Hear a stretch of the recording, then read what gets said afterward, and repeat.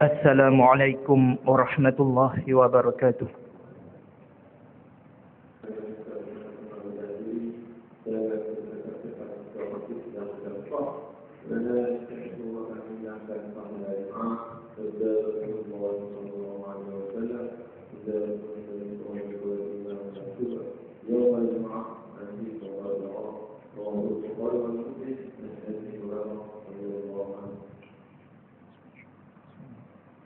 Alhamdulillah. Alhamdulillahil qail. Ya ayyuhalladzina amanu la ta'kulur riba ad'afan mudha'afah. Wattaqullaha la'allakum tuflihun. Ashhadu an la ilaha illallah wahdahu la syarika lah. Wa ashhadu anna Muhammadan 'abduhu wa rasuluh. Allahumma salli wa sallim wa barik ala sayyidina Muhammad wa ala alihi wa ashabihi wa man tabi'ahum bi ihsanin ila yaumiddin. Amma ba'd. Fa ya ibadallah, ittaqullaha usikum wa nafsi bi taqwallahi faqad fazal muttaqun. Qala ta'ala: أعوذ بالله من الشيطان الرجيم. يا أيها الذين آمنوا اتقوا الله حق تقاته ولا تموتن إلا وأنتم مسلمون. Maksudnya, wahai orang-orang yang beriman, bertakwalah kamu kepada Allah dengan sebenar-benar takwa, dan jangan sesekali kamu mati melainkan dalam keadaan Islam. Muslimin sidang Jumaat yang dirahmati Allah. Sesungguhnya Allah Subhanahu wa taala telah menyeru hamba-hambanya di dalam kitabnya agar mereka mencari harta yang halal dan baik sebagai mata pencarian dalam kehidupan seharian. Allah Subhanahu wa taala juga memberi amaran agar hamba-hambanya menjauhkan diri daripada pekerjaan yang keji dan merosakkan, serta menghalalkan bagi mereka segala yang baik dan mengharamkan atas mereka segala yang buruk binasa. Sidang jemaat sekalian, pensyariatan halal dan haram ini mengandungi kebaikan dan hikmah bagi manusia. Terkandung keindahan dalam kehidupan seharian dan menghilangkan segala keburukan dan penindasan serta kezaliman. Sesungguhnya antara perkara yang telah diharamkan oleh Allah Subhanahu wa taala ke atas hambanya, bahkan ia termasuk dalam kategori dosa besar yang mengundang kemurkaan serta kemarahan Allah, ialah riba. Riba dari segi bahasa bermaksud tambahan, manakala dari segi syarak pula ia melibatkan beberapa bab dalam muamalat kewangan. Yang paling masyhur iaitu amalan yang dipraktikkan oleh ahli jahiliah dahulu, apa yang dinamakan sebagai riba qad, riba hutang. Keadaannya ialah apabila salah seorang daripada mereka meminjam wang, kemudian apabila tiba tempoh matang untuk membayar, pihak pemiutang akan berkata kepadanya, adakah kamu mahu membayar hutang kamu sekarang? Atau kamu mahu kami menambah lagi kadar hutang kamu, yakni dengan dikenakan denda atau faedah. Riba jenis ini amat terkenal dan diamalkan di zaman jahiliah dan berterusan di zaman Nabi SAW. Maka syariat Islam datang untuk mengharamkannya. Nabi SAW menghapuskan dan membatalkannya. Baginda bersabda dalam khutbah baginda di Arafah, "Wa riba al-jahiliyah mawdu'un wa awwalu riban adha'u min ribana riba Abbas bin Abdul Muttalib fa innahu mawdu'un kulluhu." Maksudnya, dan riba jahiliah itu telah dihapuskan Dan riba pertama yang aku hapuskan dari kalangan kami ialah riba Abbas bin Abdul Muttalib. Sesungguhnya ia dihapuskan kesemuanya. Hadis riwayat Muslim. Sidang Jumaat sekalian, pernahkah kita ketahui bahwasanya dosa riba ini diperangi Allah dan Rasul bagi siapa yang memakannya dan mengamalkannya? Tanya diri kita, apakah ada lagi keselamatan bagi siapa yang sanggup berperang dengan Allah dan Rasul? Siapakah yang dapat menolong dan sanggup membantu orang yang hina pemakan riba, yang berperang dengan Tuhan Maha Kuasa? Ancaman perang ini Allah Subhanahu Wa Taala telah memberi amaran bagi orang yang beriman dengan firman-Nya. Wahai orang-orang yang beriman, bertakwalah kamu kepada Allah dan tinggalkanlah, yakni jangan menuntut lagi baki riba yang masih ada pada orang yang berhutang. Itu jika benar kamu orang-orang yang beriman.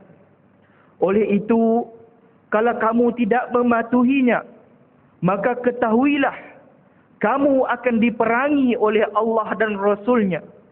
Dan jika kamu bertaubat, maka hak kamu ialah modal asal kamu. Kamu tidak berlaku zalim kepada sesiapa, dan kamu juga tidak dizalimi oleh sesiapa.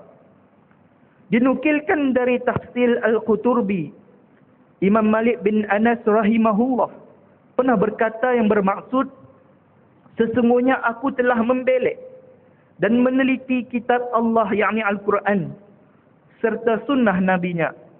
Dan aku tidak melihat sesuatu yang lebih buruk, keji daripada riba. Kerana Allah telah mengisytiharkan perang ke atasnya. Kita dapat melihat golongan pemakan riba ini.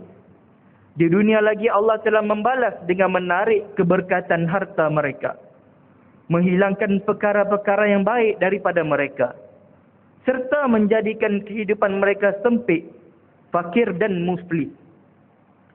Sidang Jumaat yang dirahmati Allah, sangat menduka citakan apabila hari ini, setelah sekian lama sistem perbankan secara Islam diperkenalkan di negara kita, masih ada dalam kalangan umat Islam yang tanpa segan silu memilih dan mengekalkan urusan kewangan mereka dengan sistem perbankan konvensional.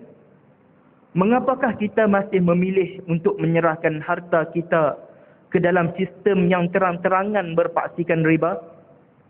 Adakah kita sengaja membutakan mata daripada ancaman Allah? Atau adakah kita merasa selesa mengalirkan wang ringgit yang bercampur dengan kermukaan Allah ke dalam darah daging keluarga kita? Alasan tiada pilihan. Sudah tidak lagi terpakai hari ini memilih perbankan konvensional, sedangkan perbankan Islam sudah sedia ada di depan mata, adalah satu bentuk kedegilan yang mencabar perintah Allah Subhanahu Wa Taala. Oleh itu, marilah kita melakukan penghijrahan menyeluruh. Berpindahlah kepada sistem perbankan secara Islam. Ketahuilah bahawa perbankan Islam bukan sekadar pertukaran nama atau komestik. Ia adalah satu sistem yang dibina berasaskan akad-akad syariah yang sah seperti murabahah, tawarruk dan ijarah yang menjauhkan kita daripada najis riba. Apabila kita menyimpan, membuat pembiayaan perumahan atau menggunakan perkhidmatan perbankan Islam, kita sebenarnya sedang memastikan setiap sen yang keluar dan masuk daripada poket kita adalah dalam lingkaran keredaan Allah. Sekaligus mengundang keberkatan ke dalam rezeki dan kehidupan kita. Sidang Jumaat sekalian, seringkali timbul suara-suara sinis dalam kalangan orang awam yang meragui perbankan Islam dengan dakwaan Islam dan konvensional sama sahaja, cuma tukar nama. Ini adalah dakwah dan sangkaan buruk yang sangat berbahaya. Kita perlu sedar bahawa di sebalik penubuhan, pemantauan dan operasi perbankan Islam terdapat barisan cendekiawan Muslim, para ulama dan pakar kewangan Islam yang menganggotai penasihat syariah. Ingatlah, para ilmuwan ini adalah orang-orang yang beriman. Mereka juga membaca ayat-ayat ancaman Allah tentang riba. Mereka juga takutkan azab api neraka dan ngeri dengan pengistiharaan perang daripada Allah dan Rasulnya. Sekiranya mereka membenarkan riba bertopengkan nama Islam, mereka tidak akan sesekali menggadaikan akhirat mereka demi menghalalkan yang haram. Maka, sebagai orang awam yang tidak mempunyai kepakaran mendalam dalam selok-belok fik muamalat dan struktur kewangan moden yang kompleks, tugas dan kewajipan kita adalah menyerahkan urusan ini kepada ahlinya dan meletakkan kepercayaan siqah kepada fatwa serta keputusan mereka.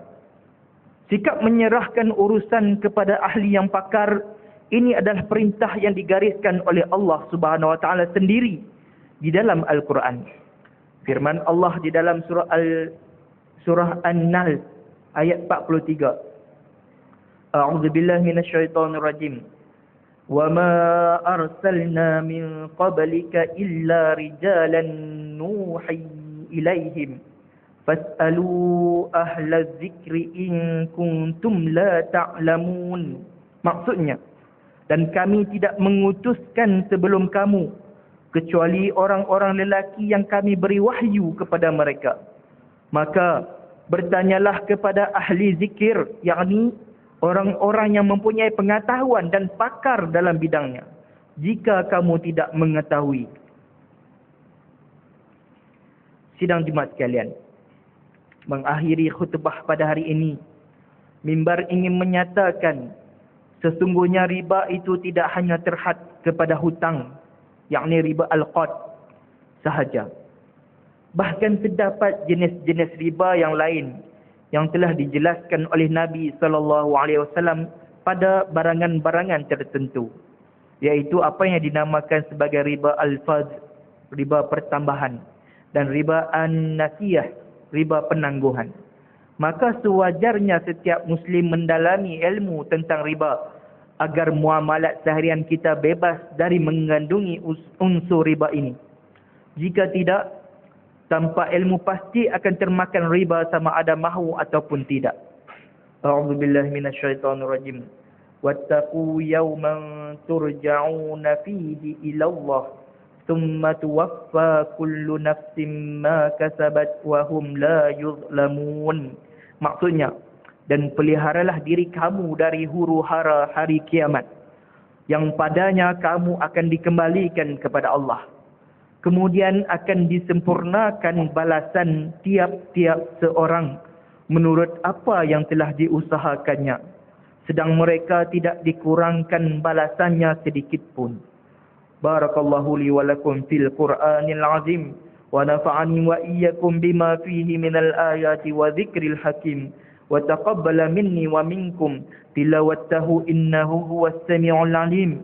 Aqulu qawli hadza wa astaghfirullahal azim li wa lakum wa lisairil muslimina wal muslimat wal mu'minina wal mu'minat fastaghfiruhu faya fawzal mustaghfirina wa ya najatat taibin.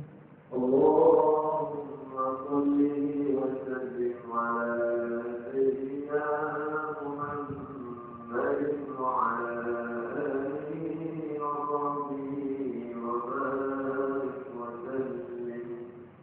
اللهم بارك وتعالى عن كل الصحابة رسول الله أجمعين.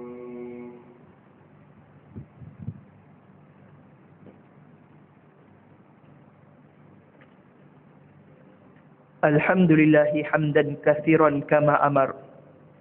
Ashhadu an la ilaha illallah wahdahu la syarika lah. Wa ashhadu anna sayyidina Muhammadan abduhu wa rasuluh. Allahumma salli wa sallim ala sayyidina Muhammad al-munqidhi minad dalalah wal jahalati ila nuri haqqi wa imani wal huda. Wa ala alihi wa ashabihi alladhina hum qudwatuna ولهم الفضل على جميع الأمة إلى يوم القارعة. أما بعد، فيا عباد الله، فإني أوصيكم ونفسي بتقوى الله العلي العظيم. فاتقوه لعلكم تفلحون. اتقوا الله من سماع اللغو والفضول والخبر، وانتهوا عما نهاكم عنه وزجر. فقال الله تعالى: أعوذ بالله من الشيطان الرجيم. يا أيها الذين آمنوا اتقوا الله ولتنظر نفس ما قدمت لغد واتقوا الله إن الله خبير بما تعملون. واعلموا أن الله أمركم بأمر عظيم، أمركم بالصلاة والسلام على النبي الكريم، فقال: إن الله وملائكته يصلون على النبي يا أيها الذين آمنوا صلوا عليه وسلموا تسليما. اللهم اغفر للمسلمين والمسلمات والمؤمنين والمؤمنات الأحياء منهم والأموات إنك سميع قريب مجيب دعوات يا قاضي الحاجات يا رب العالمين. اللهم اجعل هذا بلد أمينا مطمئنا.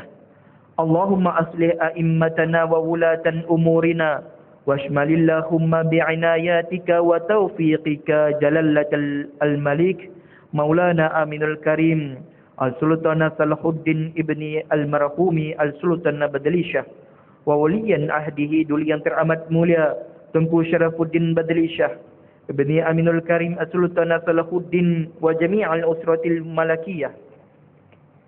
Allahumma wafiqhum lis-sadad wa aslih bihimul ibada wal bilad waj'al at-taqwa lahum ghayra zad innaka ra'ufun rahimun jawad ya latifan bil ibad ya arhamar rahimin. Ibadallah, innallaha ya'muru bil adli wal ihsan wa ita'i dzil qurba wa yanha 'anil fahsya'i wal munkari wal baghi ya'idzukum la'allakum tadhakkarun. Fadhkurullahal 'azima yadhkurkum washkuruhu ni'matihi yazidkum was'aluhu min fadlihi yu'tikum wa la dzikrullahi akbar wallahu ya'lamu ma tasna'un. Aqimis shalah.